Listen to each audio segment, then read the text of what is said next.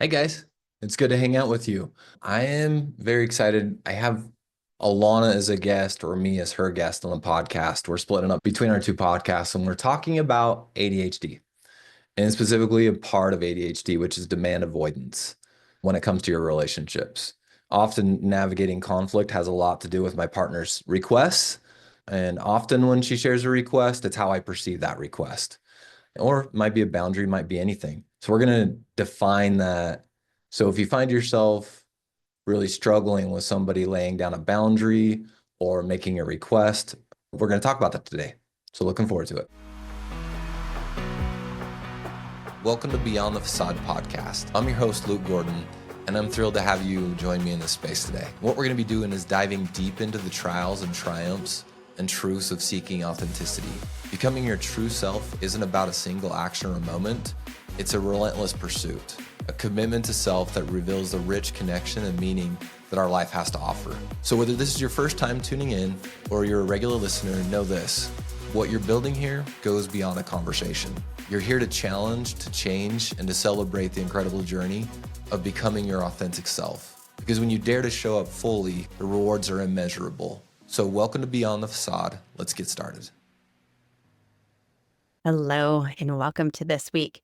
This week is a funny one for me because Luke is here joining us. Luke Gordon, you've been a regular on our podcast over the years, and whenever you come, we always get a lot of good feedback. And I think one of the gifts you have is a lot of men relate to you because you're willing to talk about what's on your mind. And I think it's really helpful. But what is entertaining to me is I invited Luke on today. I said, hey, you want to jump on the podcast with me? But he actually has no idea what we're talking about. So what you're going to get today is really just an authentic discussion. And Luke just knows he's being interviewed and he's here. So We should make it two topics today, by the way. We two should make it topics. two topics. The one where you say the person, the ADHD, where you say no to everything, like no, no, no. Mm, Because I think that would be really useful to talk about sometime. I mean, You you're know the what? boss. It's your podcast. Okay. So here we go. Like we're going to reroute live. Mhm. I'm going to tell everybody what happened 15 minutes ago. Yeah. So Luke and I both work in the same office, and he popped into my office at the end of his workday. I was about done and I said, hey, do you want to record a podcast episode with me? And we've been talking about you coming on our podcast now. How many, like 2 months of us going, you're going to come on, you're going to come on. And we've probably scheduled it a handful of times and we just keep not doing it. But I said to you, I said, hey, do you want to record a podcast? And I looked at you, and what I saw is your face fall and your shoulders fall. And then what did you say to me? Shoot, I'm trying to remember what I said. I don't I remember said, either. That's why I asked. by the way, for those of you who don't know what time it is, because it's not like this is live, it's the end of the day, right? I'm ready to go home, ready to go see the kids. When Alana asked that to me, I'm like, I'd really like to be boundaried and stick to my plan, which is I'm done with work now. I'm going to go be with my family. And yet we've asked a lot of times. So I'm having this battle inside of my head, and Alana is getting it. She's hearing parts of it. Because one thing you said is I said, no, no, no, not in those words. No, no, no is what you heard. And on the fourth one, it was a yes. The fourth time it was a yes, but it was all just kind of like out loud as we went through it. Uh, Well, and here's why we're bringing this up. Because if you might be listening, you're like, okay, what's the point of this? Luke has ADHD, and the majority of clients I work with who have sexual addiction, the majority of them have ADHD.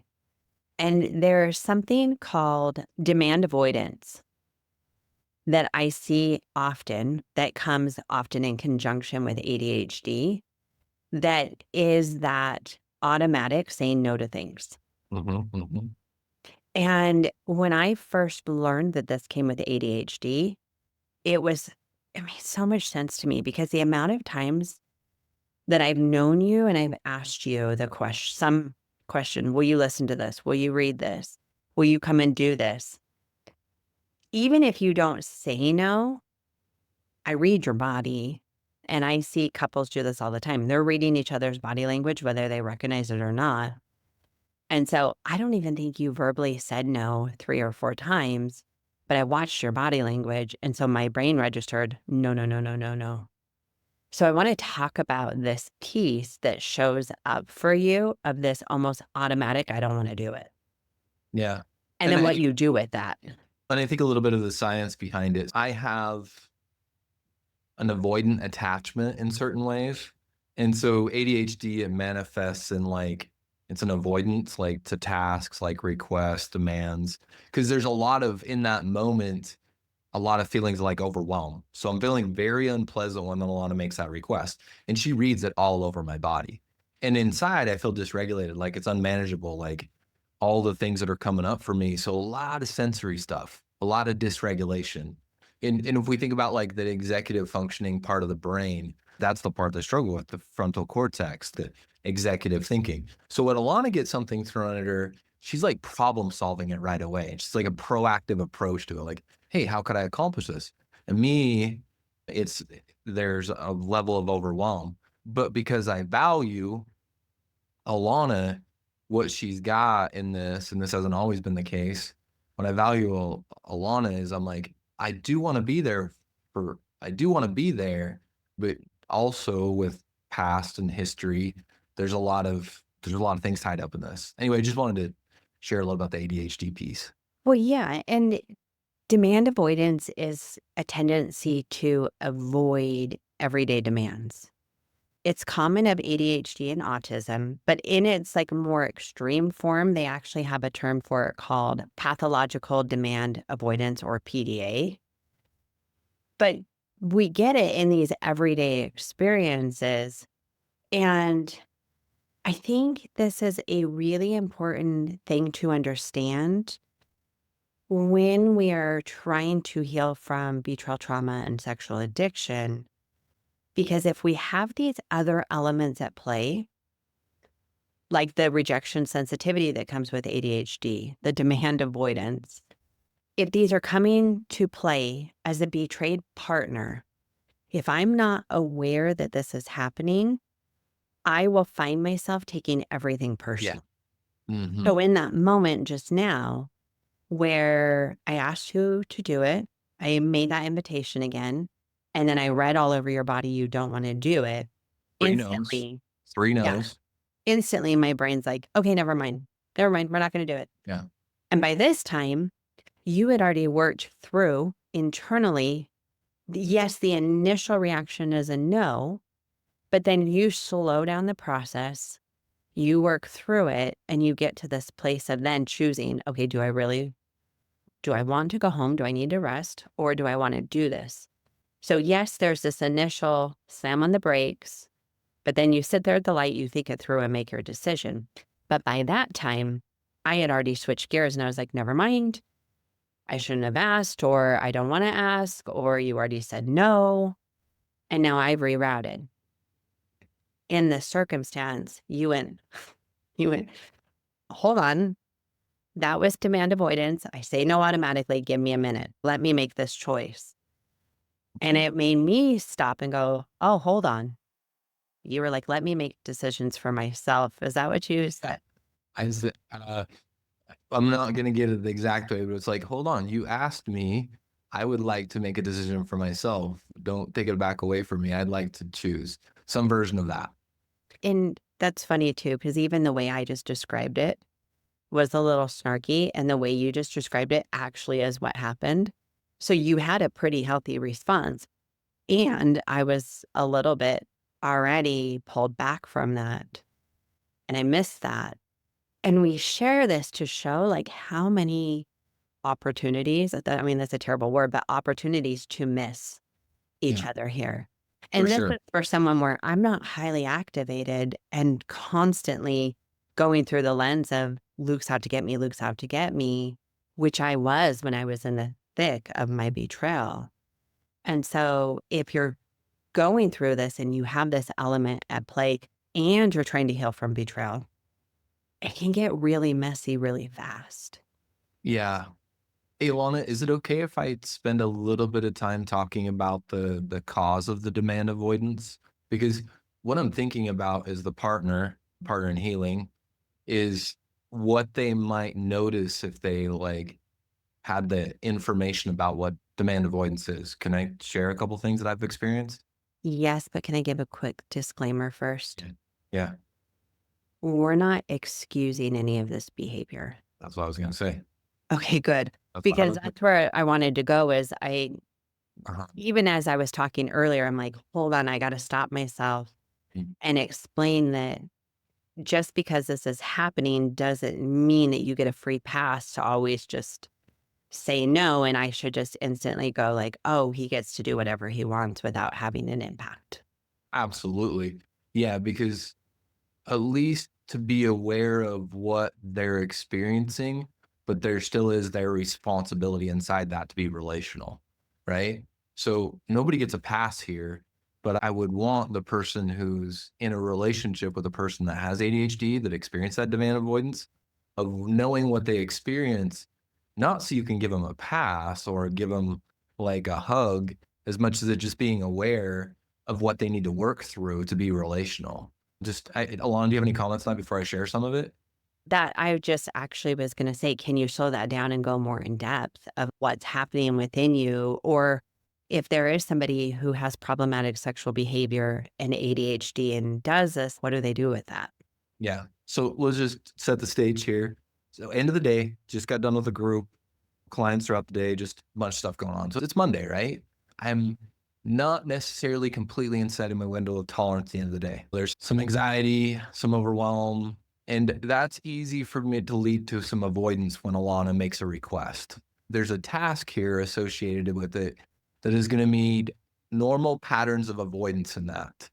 So what I'm experiencing inside my brain is in that emotional dysregulation, I have difficulty like organizing and prioritizing and initiating like tasks.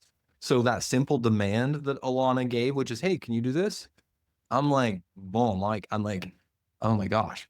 So still my responsibility, not Alana's. This is mine. So she doesn't need to cater to that to me. She doesn't need to do anything with that. That's my responsibility. But it triggers that rejection sensitivity piece that we're touching on. So for me, I have that fear of failure and that like criticism. So like, okay, why am I going to do this? And I really have to slow it down for myself in that moment. Okay, if you say yes to Alana, why are you saying it? Are you saying it to avoid uncomfortable conversations? Are you doing it to appease her? Are you doing it from a values place of doing what you said you were going to do? What is it? And really checking that levels of the sensitivity I have around what if I don't do it? Or what if I do it? And the other piece of this is like sensory overload. Like in that moment, there's task related stimuli feels so overwhelming unless it's my task. Oh my gosh, I just feel bad for Alana. I'm not shaming myself, by the way. But if it's a task coming out of another place, like it's stimuli that's overwhelming if I'm in a dysregulated spot. So, in really, a lot of this has to do with like levels of dopamine. An ADHD brain seeks activities that are going to give me that hit, especially like towards that. So this experience isn't necessarily maybe that at that moment. So that can often be like trigger something else inside of me. So I just wanted to share a little bit what happens inside my brain. And I feel like I need to say along that's a lot of information that would lead to compassion for partner, but I don't want to take away the accountability because what I do in that moment is Yeah, go, like what is the responsibility of you in that moment? Yes, you have this rejection sensitivity. Yes, you have ADHD. Yes, that comes with this demand avoidance. Like all of these things are part of a diagnosed condition, but what is your responsibility to do with that? my responsibility is to stop, notice, and create dialogue around what I'm experiencing and what I'm going to do that is transparent, that has some clarity, right? And I didn't really do that well in some of this. Some of it I did well with, and some of it I didn't, which is, wait, hold on. It's the end of the day. I'm feeling a little bit tired. I want to help. And you know why I don't say that stuff? It's because I'm scared of what I'll see on her face if I start voicing some emotions. But that's my responsibility to still be real with myself and still be able to be open and not putting that on her and just communicate it. So my responsibility is those are my emotions, not hers, and to slow down and be able to talk about them and be open with them. And that's relational. That's the relational piece of it and the integrity portion of it. That's really helpful. And I appreciate that. And I love that each person is taking ownership and responsibility for their feelings. And I think about, for me, I won't say for all partners, but just some dynamics that we have had. As you were talking and you were saying, we do what I want to do. I was like, Mm. we do, because you and I recorded a podcast together a week ago. And guess whose podcast we recorded? Shame. Yours. We did your podcast when I've been the one asking for however long, Yeah. and recognizing that I was in a place of, oh, at least he's recording with me. Cool. This is good because it's a topic I wanted to talk about, which we did, but it went out on your podcast. Mhm.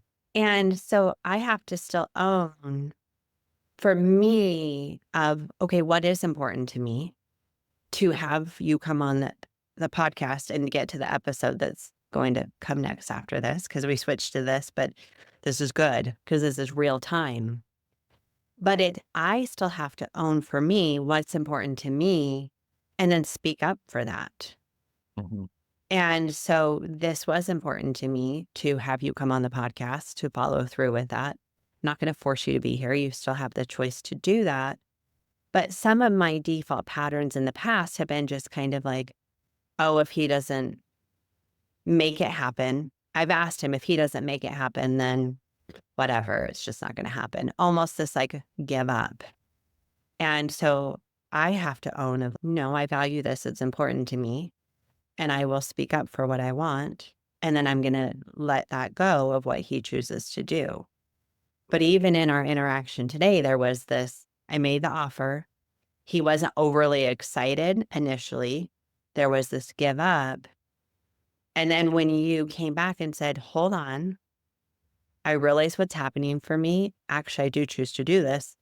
I had this little mini internal battle going, do I want to now do I this? know, right? And then I had to go, no, I actually really do. I value this. So I am going to step into what I value, and I'm going to trust that he did his own work to be able to show up and do this.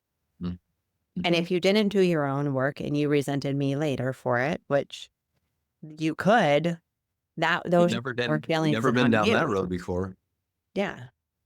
But that would be your feelings and your responsibility. So there's this healthy dynamic where each of us are allowing ourselves to experience and feel our own feelings, and we're allowing the other person to feel and experience their own feelings, and we're not owning each other's experience. Yeah. We're understanding the impact, we're seeing the impact, we're having empathy for the impact, but we're not taking on each other's feelings. I just think it's cool the amount of fighting for values that was done. The amount of fighting for healthy, like, it was just it's cool. Yeah, I just think it's awesome. By the way, Can you explain what you mean fighting for values? Because I know some people will hear that and think fighting like contention, but I yeah, know that's not what you mean. I know, and thanks for calling that out. Oh my gosh, this might not make any sense to everybody. ADHD brain, I love it. Okay, there's this interview that's done, just a clip of Keanu Reeves, and he talks about love, and he's like, have you ever been in love and you've had to fight for love? If you ever loved, you fought for love.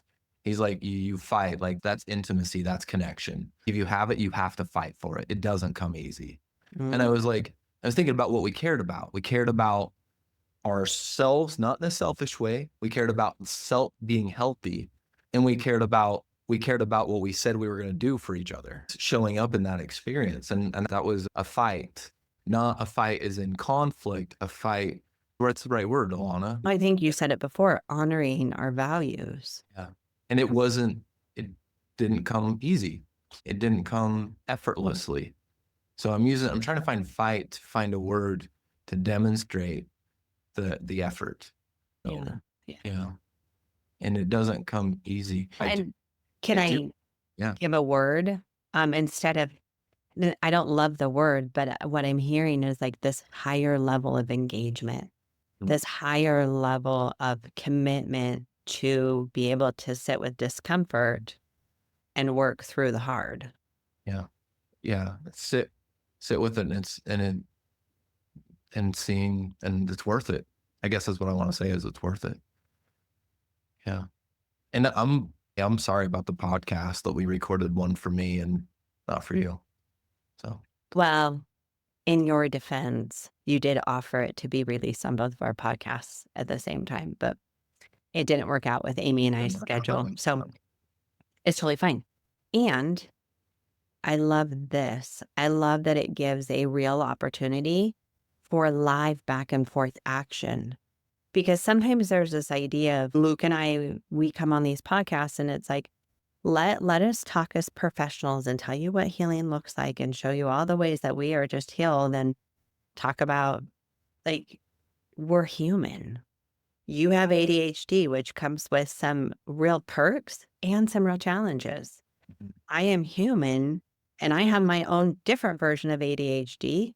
I have my betrayal that still gets activated. I still have my forms of rejection that get activated because we're human.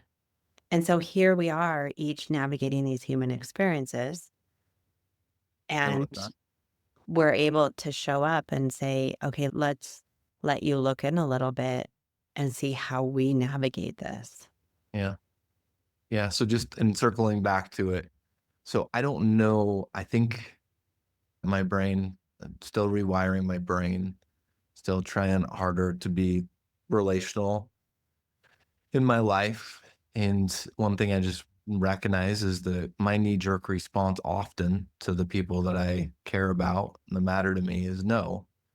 And my no doesn't actually mean no. It means I'm thinking and what I'm struggling, I'm battling. So it's important for me to communicate that and to know this about myself and to be able to say, have intimate conversations with somebody around that. Of, let me tell you what I experienced. Because if you're engaging with me intimately, my typically knee jerk response to like everything, ask me if I want chocolate ice cream, is no. Even though I love it, is because this is my experience. It's important to know that about ourselves, to communicate that to somebody else.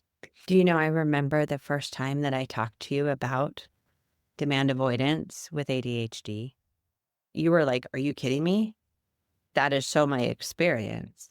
Okay. And I remember it so much because my brain went, man, if he could figure this out about himself, that would be huge. And does that mean that the demand avoidance goes away? No. But once you got that awareness, then you could start learning about yourself and slowing that process down. And that to me, that's what healing looks like. I'll take the good part, the really good part, besides connection with you, is I see it in my youngest child. Like, I'm gonna get emotional talking about this, but he experiences ADHD. And he's always like, "Hey, dude, can you, like, take out the trash? Or can you, I don't know, can you walk over here?" Like, anything, and he's like, it's like demand avoidance, and I can see that inside of him, that battle, that struggle, and then, yeah, he comes to it, but it's important for me as a father to know his experience, and I'm grateful that I can learn a little bit about him through my own experience. What Um, was the emotion that came up with that? I think there's, a lot of emotion around gratefulness for information that hits another level that turns into clarity. So it'll allow for connection with other people. Because if I can't have clarity about my experience, it tends to create disconnection with other people. So if I gain some clarity, I have hope, like to go, oh, okay, let's try again. So that was me wanting to connect with my son. Like, I can do this because my youngest, because of that demand avoidance, he doesn't just get in line. He doesn't just do what dad says. And that for me, I'm like, you're supposed to. I'm the boss. That's like my knee jerk family of origin stuff. And so now I feel, or I maybe felt powerless or hopeless. Like, what do I do with this in this relationship? That creates some hope. Yeah. Yeah. And healing Mm. in your relationship with him, Yeah. which will go perfectly into when I have you next time, because I'm going to interview you specifically on that of using some of the tools that we're learning in recovery with your kids and how we can do that and what that can look like. Well, Luke, thank you for your vulnerability and coming on and sharing real with all of our listeners. And for our listeners, we're so not perfect. We're so not like growth and healing is a lifelong journey. And while we are not where we were years ago, we are still humans navigating this planet Earth and navigating relationships, and relationships take work, all of them. So, Worth it. I know. Yeah. Thank you. Thank you again for coming. Thank you to our listeners. Yeah. And as always, thanks for hanging out with us this week. And we look forward to seeing you all next week. At Choose Recovery, we do a lot of intensives, but there is one in particular that I am so excited about. It is the Rebuilding Us Intensive. And this is for couples who have been through betrayal, but have put in a lot of work and are ready to dive into some deeper emotional work. But they feel like there's something missing, that they need that extra support to take their relationship to the next level. So this intensive is going to be in Phoenix, Arizona, March 26th to 29th. So it'll be a gorgeous time of year. Depending on where you're at in the world, come get some sunshine. What we'll be doing is we'll be using tools from emotionally focused therapy, doing the Hold Me Tight workshop, intermixed with lots of experiential activities. Things like drum making and rappelling and different activities that are going to allow you an opportunity to really see each other, work together, and come and build something brand new. Because that's what we're doing here is we're not trying to go back to the way the relationship was. We're not trying to go back to old patterns. No, we're trying to break those patterns that weren't working and do something different and get that deeper level of intimacy. So if that's something that you would like in your relationship, you can go to chooserecoveryservices.com. Under intensives, you'll see the intensives for the whole year, but this one again is the Rebuilding Us Intensive. And you can come hang out with myself and Hallie Roderick, Morgan Ellsworth, and Luke Gordon. It will be a small, intimate group, so you will get lots of one-on-one support, along with being able to connect with others who are on the journey with you. Hey guys, I am super excited to talk to you about our latest intensive that we have coming up. It's called Men's Journey to Wholeness. Prior to this, many of you attended Unmasked, and Men's Journey to Wholeness is the next level of recovery. It's more of phase 2 recovery. It's a relationship with self, so we can have a relationship with others. You're welcome to join us in the beautiful Spanish Fork area, and we are going to be having this on March 12th through the 14th. But let me tell you a little bit about it. It's a 3-day intensive. There's going to be a lot of transformational connection going on. That's going to be the focus. We're going to dive into the work, and we're going to have a pretty intense schedule. So here's going to attend. We're open to all men. So whether you attended the Unmasked intensive or not, it's okay. But the focus is we're going to be building deeper relationship with yourself. A lot of times men are trying to kill that part of them that made these horrible choices. They don't like that part of them. We're going to identify that part of us, and we're going to allow us to see something that we haven't seen before. We're going to understand that the healing, the wounds of those parts of ourselves, that is actually being carried in a burden, and we're going to create some awareness around it.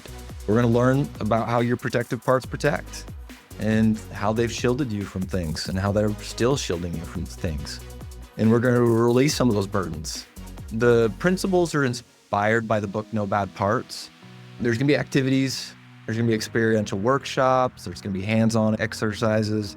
There's going to be a lot of guided support. There'll be a couple surprises. You won't be sworn to secrecy, but it's going to be pretty fun to see everybody engage in the type of activities we have coming up for you. And let me tell you what a fair outcome might be if you decide to do something like this. By the end of the intensive, you're going to be able to embrace a part of yourself that maybe you haven't before, and have some awareness around it. Much deeper connection with yourself and removing some of those barriers that keep you isolated. Also unburden yourself from the heaviness of the secrets. The secrets might be out there, but the burden of sharing parts of you that you just don't feel like you can share with other people. We'll give you some direction on how to sign up. Space is limited. I hate saying that. Definitely want you to hurry to registration. Reach out to us if you have questions. We can definitely have a conversation about it. We will give you more information about how to sign up in the notes of this podcast and on our website. Hopefully we can see you there. Hi guys, it's Laura with Choose Recovery Services. I wanted to let you know about a course we have coming up, a Boundaries Bootcamp. If you've been walking this journey for any length of time, surely you've heard the term boundaries, and you likely have thoughts, questions, or even strong feelings about that word. Questions like, what are boundaries? Why don't my boundaries work? How do I set healthy boundaries? Or why does my partner get to set boundaries that control me? And many others may be at the forefront of your mind. Boundary work is one of the most important skills you can learn, not only to survive the betrayal, but to regain sure footing and confidently live beyond it in solid recovery and healing. This Boundaries Boot Camp is a 6-week course aimed at answering the most pressing questions about boundaries and helping you step out of a place of survival and into a place of thriving, both individually and relationally. There are 2 groups that run concurrently, one for betrayed partners and one for partners seeking recovery. The answer for both is setting healthy boundaries, but the approach is different. Check out the link in the show notes or visit chooserecoveryservices.com for more information. Hey, thanks for joining us today. If this is something that you connected with, I'd love to meet with you more and talk about it. So what you can do is go to chooserecoveryservices.com or check the show notes. And there what we can do is set up a quick conversation to meet. Thanks so much for listening to Beyond the Facade, where we unmask the authentic self.